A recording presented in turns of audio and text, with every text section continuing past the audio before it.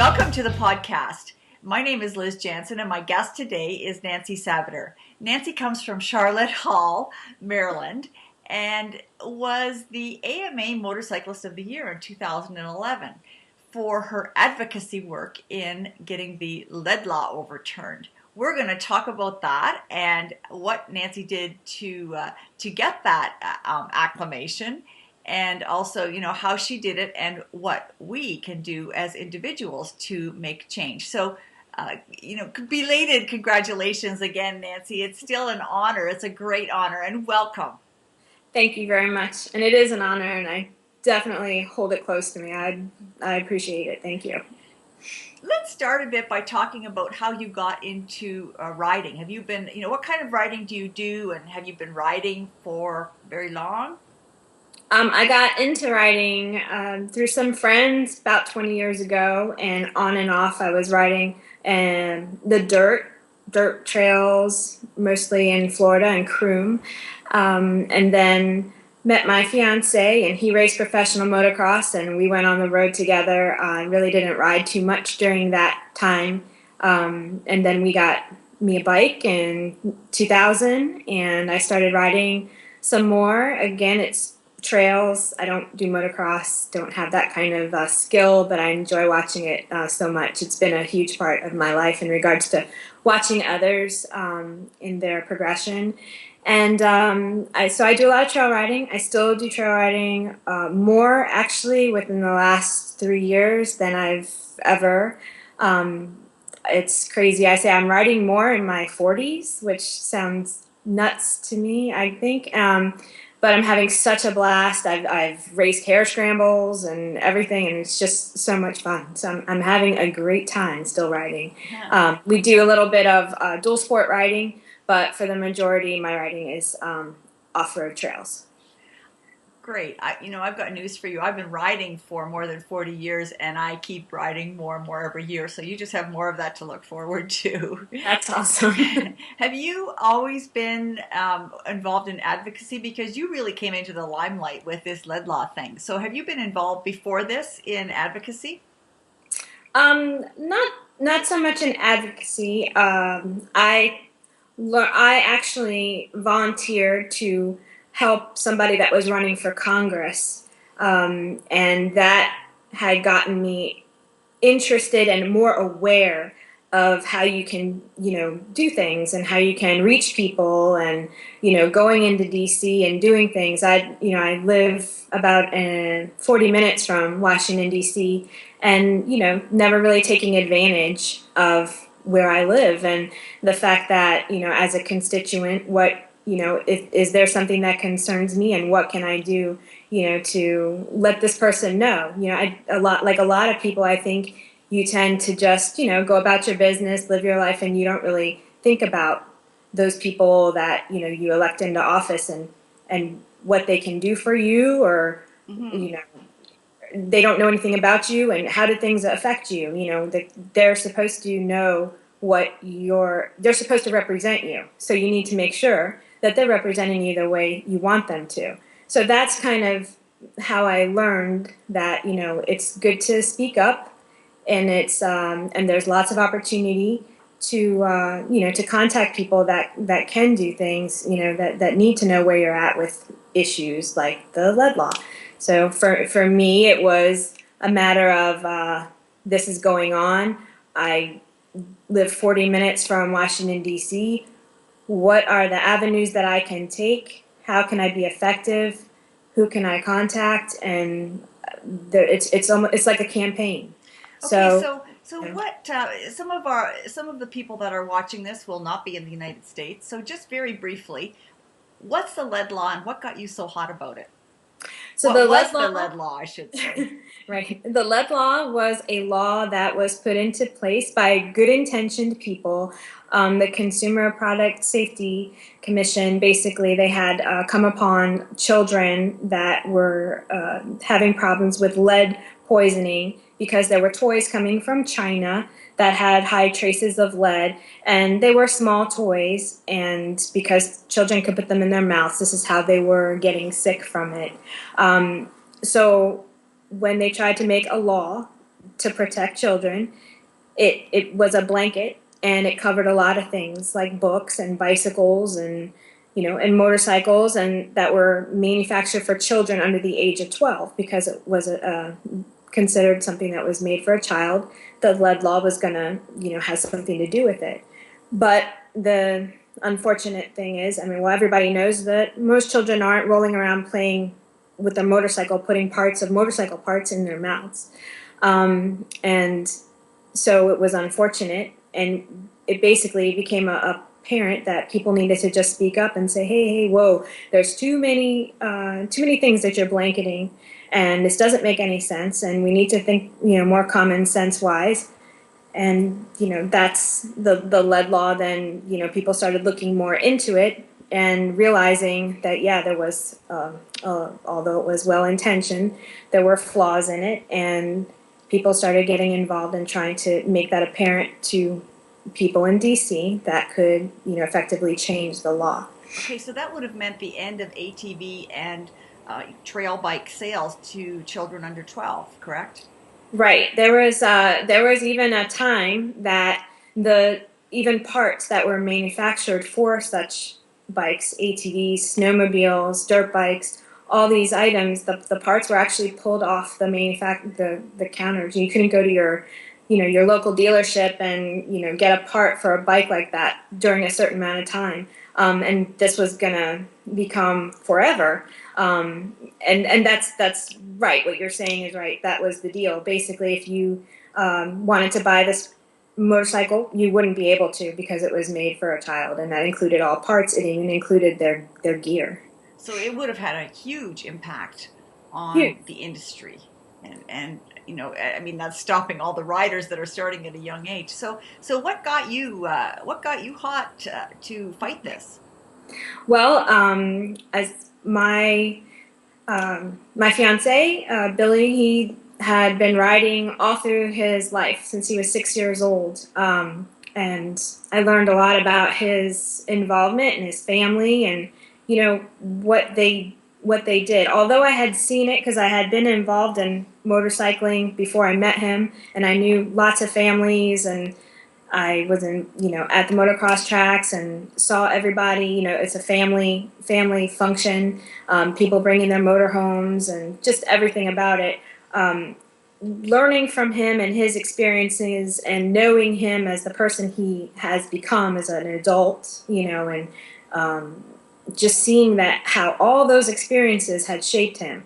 And like I said, he started racing when he was 6 years old, and almost every weekend is spent at the motocross track. And children are put in situations that a lot of kids wouldn't have that opportunity. I think it's phenomenal. I mean, they have to deal with many different organizations. They have to deal with people from other countries, meeting them, and people come to America to race, and then the kids might go to another country to race. I mean, it's so vast, and I'm sure that there's many other sports where it's similar. It's probably similar, but I'll take this sport because I know so much about it and lived it with him, and I know, like as I said, what kind of person he's become, and what kind of other people that I know have become, and how successful they are. What they learn in racing and dealing with people, and the camaraderie, and the fact that they get to spend time with their family and develop these relationships with people across state lines, across the country, and also the fact that kids have to, in order to race, they normally have to, uphold a certain grade, average. They have to do well in school to continue to do these things. It's just such a huge thing, and I could not imagine this being taken away. It would have changed everything. I mean, I cannot even imagine how it would have gone. And people think about the industry. The industry people are going to think about the industry because that's their money. That's how they're making money. The dealerships are going to think about it one way, and the manufacturers are going to think about it the other way. And then the people that own racetracks are going to be hurt because, there's going to be less people. But take all of that out of it and just think about the bigger picture in the developmental person and how you would lose these people that really have gained so much through motorcycling. I mean, it's crazy. So for me, it was just like, this can't happen. What can I do? So How can what I did, spread the word? okay, so what did you do? So, well, I actually found out about it because I had read in an AMA email alert that this was going on. So I quickly contacted them because I saw they had a place in Washington and in DC. And I said, what can I do? You know, I got with Jessica Irving. She worked at the AMA for government relations, and she explained to me some of the things that I could do. They made it very easy to get material. Like if I needed material for a if I needed material for a petition, they could supply it. If I needed a banner, if I needed, you know, a postcard, whatever it was they had, they were more than willing to give it to me. And so that I could, you know, basically go to work, you know, spread the word, put these things out.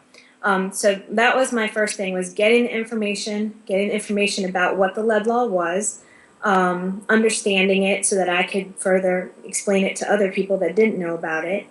And then the next step was I got on the phone to a lot of dealerships. I just took my phone book and started looking at who can I call and asking them, I'm sure you know about this, but if you don't, you know, and do you have this information? Do you have a petition on your parts counter? Do you need anything? You know, here's a number. Can I connect you with, you know, Jessica Irving at the AMA? It was just those little things. And some people were really eager to help and get involved. Some people acted like it wasn't an issue, which was really frustrating. And you know, and then other people, they didn't know, and they were like, whoa, what's going on? And they really got involved. It seemed like more of the people that hadn't heard about it really stepped forward right away, more eager, I think, because it was like a shock. Like, oh my gosh, like I didn't really understand. So that's how it started for me, just contacting people, obviously contacting everyone I knew personally, but then also stepping out and going to places that, you know, I knew, you know, people, you know, at the Harley shop, you know, yeah, we're not dirt bikers, you know, that kind of thing. I understood that, but they were still so willing to get involved. You know, it's just the motorcycling community as a whole came together, and there, you know, we only are talking about me, the one person, but there was a vast amount of, you know, thousands of people, if you think about across the country, doing their little things, and it's just all these little things that we all did came together. So when you talk about what you did, was what you did mostly localized, or did that, did that have a ripple effect then across the country? Because after all, the AMA singled you out, so you had a major role. Well, I did contact a lot of people outside of my local area through social media. I was, oh, you know, whenever I could, I was online, putting links and sharing, and then and I was basically doing these things and keeping in contact with the AMA, letting them know, hey, I did this, and you might get a call from this person, and you know, here's an idea. How about that? You know, just trying to work together. And I don't know if maybe I was just contacting them so much about these things and letting them know, but my intention was to let them know, so whatever I was learning, they would have that information, and if they got anything new, because it was so fluid, everything was always changing, that they could let me know what was going on. So if we could learn anything from this, it's communication. You know, I made sure that I shared the information. I went to pages of people and places and shared things. And a lot of people maybe don't have the time to do that. You know, you can't just be doing that all the time. But whenever I could, I did it.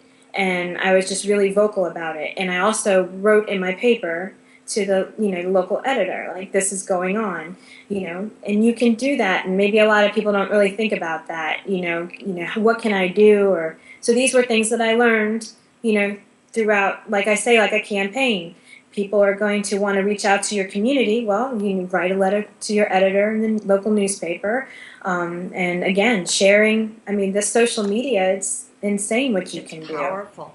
It This really law was is. already signed. right? It's not usual for a law to be overturned Yes, or it was. repealed or whatever the term is that you use. It was, yeah, it was signed into law, and then there was a stay because I guess there was people got together from different organizations and said you need to look more further into this, and so they did a temporary stay. And I think during the temporary stay, when things kind of felt normal, people started to, get complacent and think it's kind of gone away, and at first when it all went down in 2008, there were a lot more people doing things more vocally.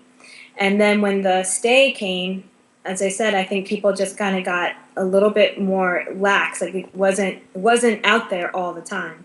And the way I looked at it was, if you have a website and you're in the industry, if you have a TV program, if you have a race, if you have anything, and this is going on, this should have been something that was talked about, more out there. Because even though you may know, and the people in the industry know, and the people that are racing know, man, there could be, hundreds of other people that really don't know because they're not in it all the time, but they would support you. They would, they watch the races, they enjoy motorcycling, even if they don't do it themselves. They know someone or they have a grandkid. I mean, it was such a huge thing that people needed to know about. And unless you were involved in it, it seemed like a lot of people didn't know about it. And so if we could learn anything, it's the communication. Let's make sure that we're getting important things out to the public. We do have, all these resources, and we should use them wisely. And just because somebody isn't a motorcyclist doesn't mean, I mean, this was a rights, how bills, how laws come into being that are maybe not thought out, or not, everything hasn't been considered. I mean, this happened with motorcycling, but it can happen with anything. Oh, yeah. It can happen with anything, and a lot of times with one small ripple is a huge wave. So, I think a lot of people don't think too far down. They're just trying to make a focus change right now because they feel that that's the right thing to do. Sure. But you have to take a moment, or more moments, and congregate with people and figure it out a little bit better, think it through better, and really think about the after effects and how these small things can lead into huge things later and destroy your freedoms. I mean, it's one step away. We're always one step away from even more, more freedom taking. What was the turning? That's right. What's the turning point? What was the turning point in getting that lead law repealed? Well, I think when the AMA put together the Capitol Hill climb that they had scheduled they called it the Capitol Hill climb, and they asked everyone, that could to come and, bring the kids and have them dressed in their motorcycle gear and go talk to your representative. And they really had it so set up so well ahead of time. They asked people to register so that they can make sure that you knew who your representative was. And they had it all figured out because you have to set up an appointment. So there were real appointments made with real individuals, and the families came. Some people came from Colorado. I mean, it was a huge deal. It was that important that kids were taken out of school to go meet their representative. I mean, what a great field trip, and when we had so many kids run. I mean, they were just in the halls of Congress. It was insane. The colors, just everybody in their gear, kids, just so rambunctious. And they're like, this is insane. And I'm going to meet, my representative and, make sure he knows that I don't eat my dirt bike and, all these things. I mean, it was really cool. And I really think that their presence there really made a big impact. I mean, to put together such an amazing package of people in one place, and the colors and just the community of it, it really put a better face on it. It's not some, people running through the streets with dirt bikes, popping wheelies and, no helmets. It's not this like unorganized just chaos. It's real people, real families, real kids that this is their sport, this is their hobby, this is their dream, and they don't want to see it end. And it really put that picture. I think the AMA had a huge deal with that, and setting it up and making sure, and then people talking about this function, and knowing, like, one of the things that I really felt strongly about was I wanted to make sure I could tell so many people that I could around me, because we're local. I considered us local. Not everyone can come from California and all these places.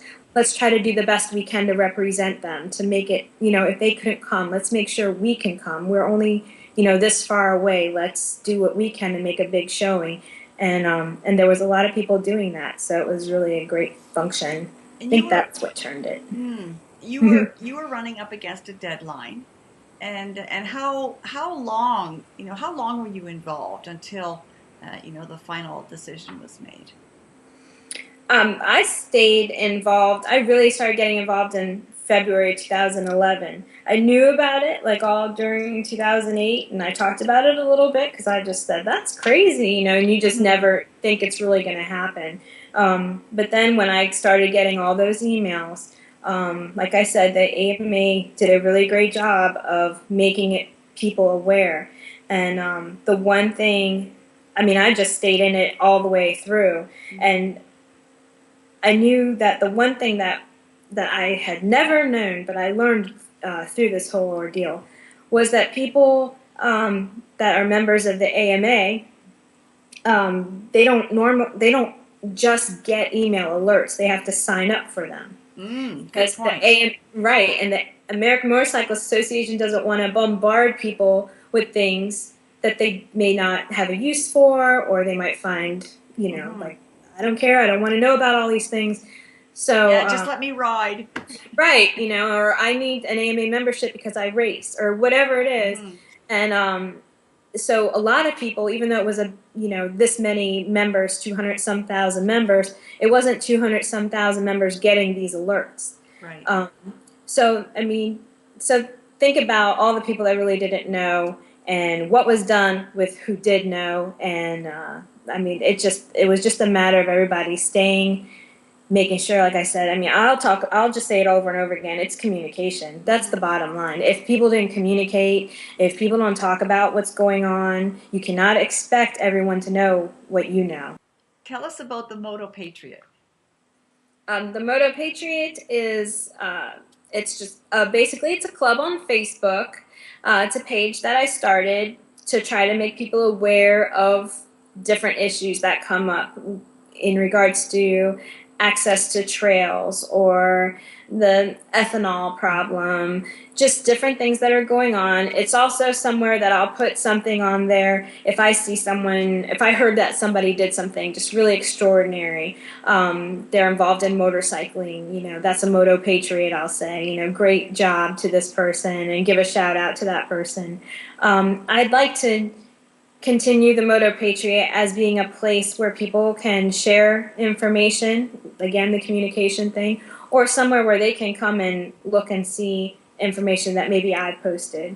Really just a matter of the MotoPatriot became about because I considered the people that were getting involved in fighting the lead law patriots, because they had to take time out from their normal lives. They had to do things. They had to make phone calls. They had to make trips and sign petitions and just talk about it. They're patriots because they were trying to fight for the freedoms of motorcyclists. So MotoPatriot came to my mind, and I had mentioned that to Jessica Irving at the AMA. I said, these people are MotoPatriots.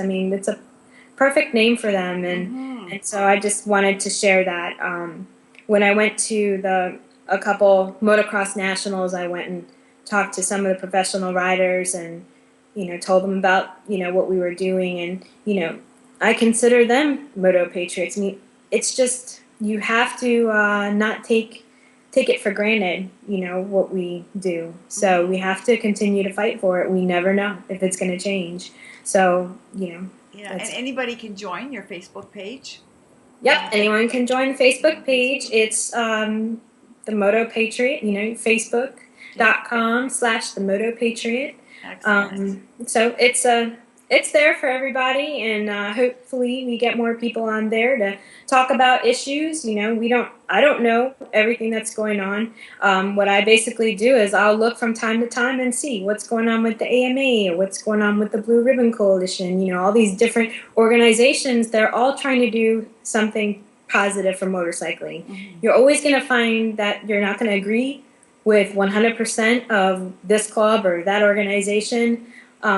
But, you know, I'm sure you can find common ground and, you know, see the things that need to be fixed. Or if you think you can do a better job, make a club, make an organization. You know, that's how it has to start somewhere. You know, if you feel like your voice isn't being, you know, heard the way you want it to be, well, there's always opportunity, you know, to do something like that.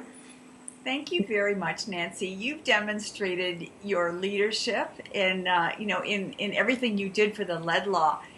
So that's one thing for sure. But you continue to work and inspire, and that's probably even a longer-term effect is by you know, showing what you did, what everybody did. If just one person takes action, you know, against if we all took action, think about the change we could make. So, thank you very much, and I wish you well.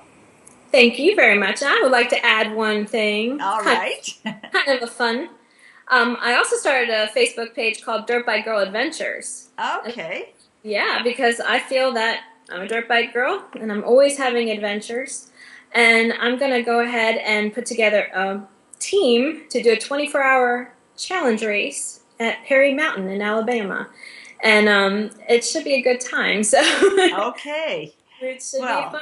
And this is just, you know, motorcycling is an amazing tool, amazing way to meet people, and you know all the amazing people you meet. And again, I love hearing all the stories from all the women out there that ride, and I swear every time I put my leg over the bike, it's an adventure. So I hope you enjoy yours. Okay. So we'll make a note of that too. Thanks again, and thanks a lot, Nancy. Thanks for having me. Okay.